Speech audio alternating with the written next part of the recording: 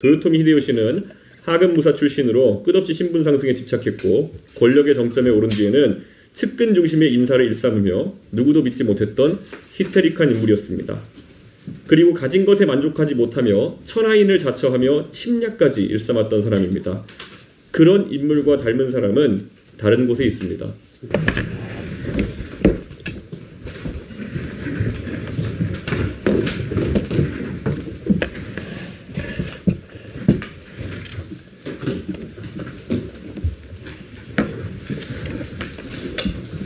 네, 지금부터 제19차 개혁신당 최고위원회 회의를 시작하겠습니다. 먼저 이준석 당대표의 모두 발언이 있겠습니다.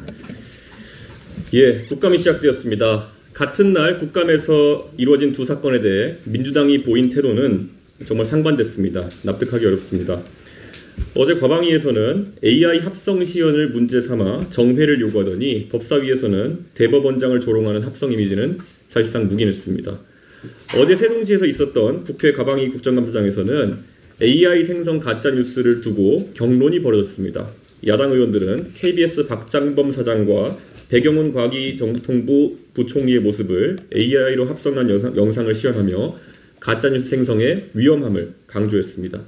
그러나 더불어민주당 위원들은 특정 인물을 겨냥한 부적절한 질의라면서 격렬히 반발했습니다. 결국 여야 간 고성이 오가는 가운데 회의는 정회되는 등 파행으로 이어졌습니다.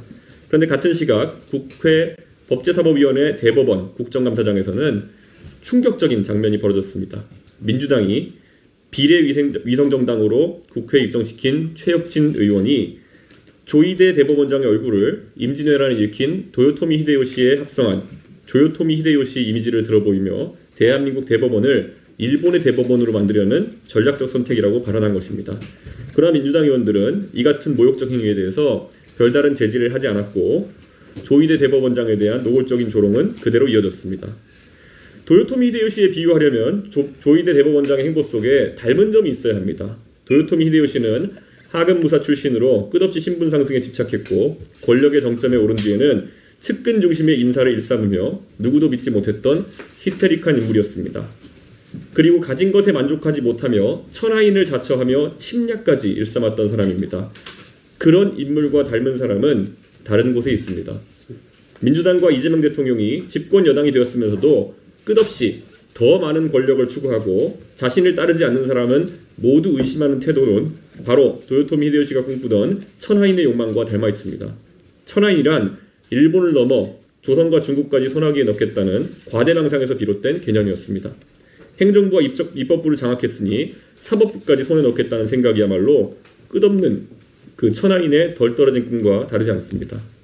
그러나 도요토미 히데요시는 결국 자신이 가장 견제하고 두려워하던 도쿠가와 이에야스에게 모든 것을 잃었습니다. 이는 무력으로 세운 권력이 오래가지 못한다는 역사적 교훈입니다. 조총 따위로 조선을 군사적으로 정복하면 모든 것이 끝날 것이라 생각했겠지만 결국 평범한 백성들이 의병의 이름으로 농기구를 들고 일어나 그 꿈을 꺾었습니다. 우리가 임진왜란에서 배워야 할 교훈은 조요토미 히데요시 같은 조잡한 언어 유희가 아닙니다. 수많은 조선 백성의 희생으로 꺾인 천하인의 꿈이 얼마나 허망한 것이었는지를 깨닫는 일입니다. 민주주의의 보루인 삼권 분립을 지키고자 하는 우리 국민들의 마음은 결국 조선왕조를 떠받들기 위한 강요된 충성심보다 훨씬 강할 것입니다. 조롱이 아닌 성찰, 모욕이 아닌 역사적 교훈이 오늘의 정치가 배워야 할 자세입니다. 네, 다음으로 천하람 원내대표의 모두 발언하겠습니다. 예. AI 국회의원 도입이 시급합니다. 최근 알바니아는 공공조달부 장관으로 디엘라를 임명했습니다. 놀라운 것은 디엘라는 사람이 아니라 AI라는 점입니다. AI가 한 정부의 장관으로 임명된 최초의 사례입니다.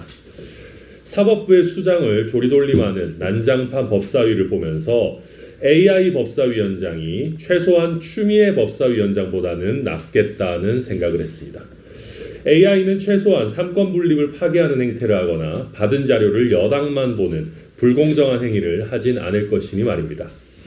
천박한 광기로 대법원장 합성 사진을 든 국회의원을 보면서 저런 국회의원은 즉각 AI로 대체해야 한다고 생각하는 국민들도 적지 않으실 겁니다. 몇몇 천박한 국회의원의 문제가 아닙니다. 대한민국의 정치는 시스템적으로 광기에 상을 주는 형태로 타락하고 있습니다. 광기는 쇼츠 조회수를, 인지도를, 후원금을, 강성 지지층의 지지를 가져다 줍니다.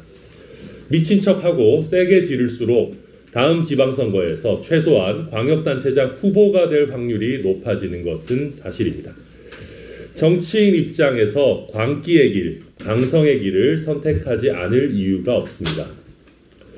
정치적 양극화와 그로 인한 광기의 일은 진영 논리의 득세는 우리나라만의 일이 아닙니다. 시스템적 해법을 고민해야 합니다. 국회에서의 AI 활용도 금기시할 것이 아니라 개헌 등 논의 테이블에 적극적으로 올려야 합니다. 국민의 대표는 원칙적으로 살아있는 인간이 해야 할 것입니다. 그러나 보조적인 내지 소수의 AI 국회의원을 두는 방안도 적극 검토할 필요가 있습니다. 물론 인간이 다 연합한다면 AI에 관여 없이 의사결정을 할 수 있어야 할 것입니다. 동시에 한 정당이 일방 독주를 하는 경우에 AI와 토론하고 AI를 일정 정도 설득하는 절차적 허들을 둔다면 최소한의 합리성과 헌법 질서를 지키는 데 도움이 될 수 있습니다. 저부터 AI 국회의원 도입에 관해 진지하게 검토하고 국감 이후에 정책 세미나부터 열겠습니다. 이상입니다. 네, 다음으로 김성열 수석 최고위원의 모두 발언을 듣겠습니다. 네, 어물전 망신은 꼴뚜기가, 국회 망신은 민주당이 시키고 있습니다.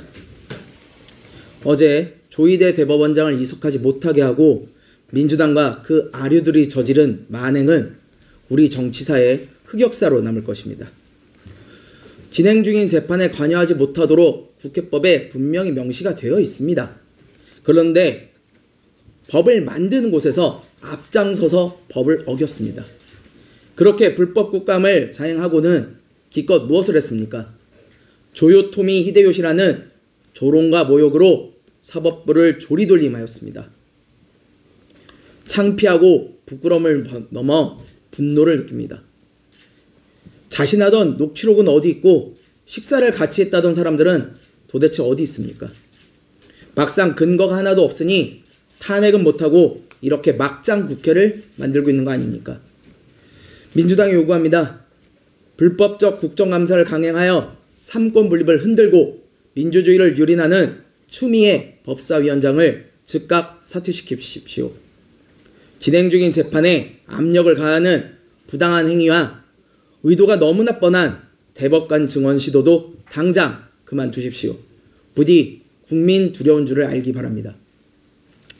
하나만 더 하겠습니다. 은혜를 원수로 갚는 나라를 이대로 두고 볼 수는 없습니다. 올 한 해 캄보디아에 우리가 지원할 돈은 4,353억입니다. 그러나 정작 우리가 돌려받은 것은 330건의 우리 국민을 상대로 한 강력범죄입니다. 대한민국 국민들이 수년째 캄보디아에서 납치, 살인, 강간, 고문 당하고 있다는 것을 뻔히 알면서도 강 건너 불구경만 하고 있습니다. 도대체 국가는 왜 필요한 것입니까? 외교 결례 같은 한가한 소리를 할 때가 아닙니다. 수단과 방법을 가릴 때도 아닙니다.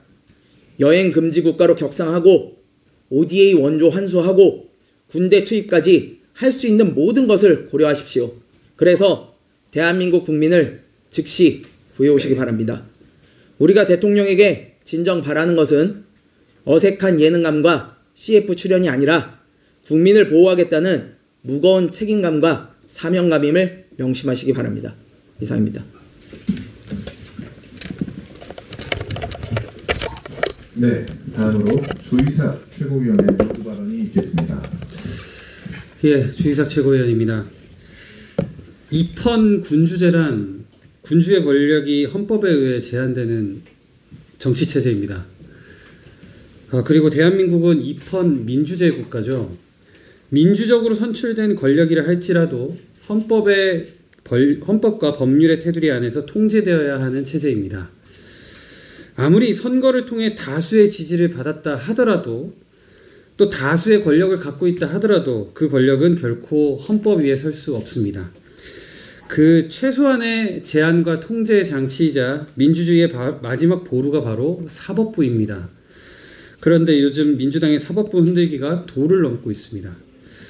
오늘 많은 최고위원들께서 이 국정감사에 있었던 일을 말씀해 주시는데, 저도 마찬가지로 어제 국정감사에서는 사법부의 수장인 조희대 대법원장이 여당 의원들 또 그쪽 진영에 있는 의원들로부터 갖은 모욕을 당했습니다.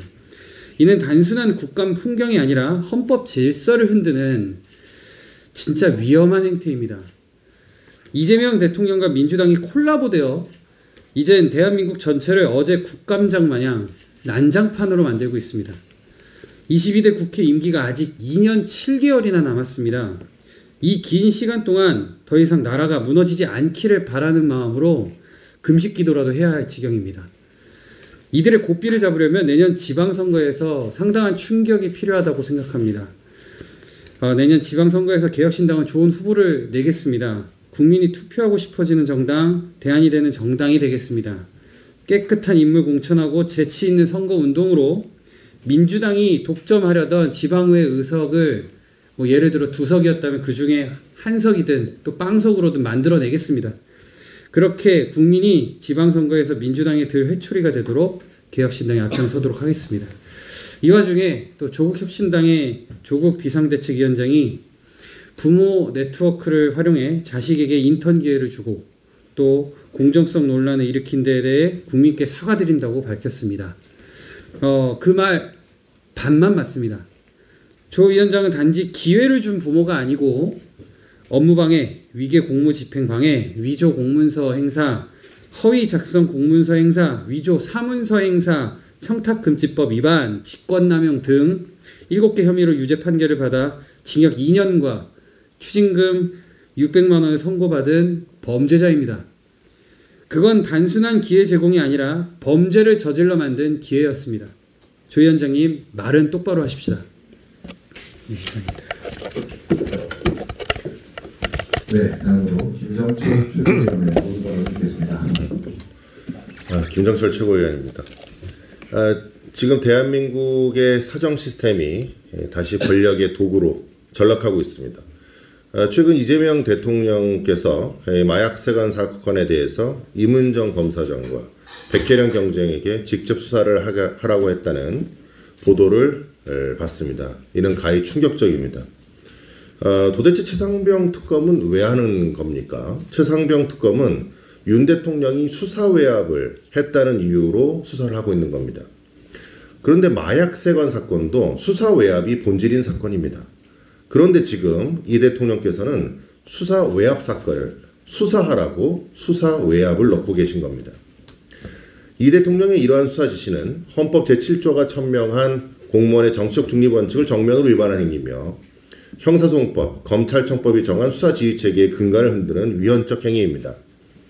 검찰청법 제7조는 검사가 검찰 사무에 관해서만 상급자의 지휘를 받도록 하고 있고, 제8조는 법무부 장관이 검찰총장을 통해서만 구체적 사건을 지휘할 수 있다고 규정하고 있습니다. 그런데 대통령이 특정 사건에 대해서 특정 인물에게 이 사건은 네가 맡아라 라고 지시할 권한은 어디에도 없습니다. 이는 권력분립의 원칙을 훼손하는 위헌이자 위법한 행위입니다. 대통령은 법 위에 설 수가 없습니다. 특히 이번 지시는 단순한 행정부 수반으로서의 지시가 아니라 수사의 특정한 방향과 수사 담당자를 특정인으로 지정한 명백한 직권 남용입니다. 임은정 검사장은 이미 정치적 편향성으로 문제시된 인물이고, 백혜련 경정은 자신이 이 사건의 이해관계자라고 주장하는 당사자입니다. 이 두 사람에게 대통령이 직접 수사를 맡기라고 지시했다면 이는 공정한 수사 원칙을 스스로 무너뜨린 것입니다. 이것은 더 이상 법에 의한 수사가 아니라 정치에 의한 수사, 즉 하명 수사입니다. 지금 이재명 대통령께서는 검찰총장을 폐지하고는 스스로 검찰총장의 역할을 하고 있는 것과 같습니다. 이것이야말로 검찰공화국을 비판하던 세력이 만들어낸 또 다른 청와대 공화국 대통령 수사청 아니겠습니까? 법치주의는 대통령의 의지가 아니라 법의 지배로 서야 합니다. 권력이 법 위에 올라타는 순간 국민의 자유와 정의는 무너집니다. 최근 저는 한 가지 충격적인 사실을 추가로 더 확인했습니다. 김건희 특검이 출범된 지 얼마 되지 않아 남부지검 띠지 사건이 이슈화되던 시기에 민주당의 서영교, 김용민 의원이 특검 사무실을 방문해서 특검보들에게 수사 상황을 고려하지 않은 채 특검법의 수사 범위에 속하지도 않는 남부지검 띠지 사건도 특검이 맡으라고 강력히 요구했다고 합니다. 이는 명백히 수사 개입입니다. 특검을 민주당의 사설수사기관처럼 이용하려는 위헌적 행위입니다.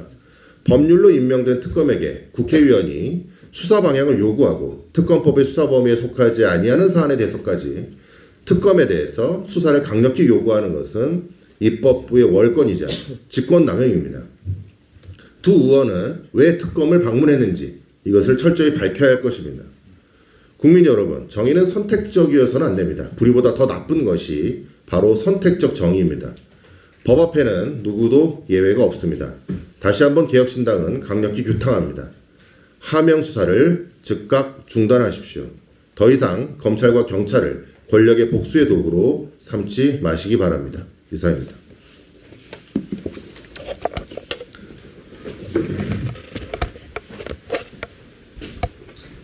네, 마지막으로 이주영 정책위 의장의 모두 발언이 있겠습니다.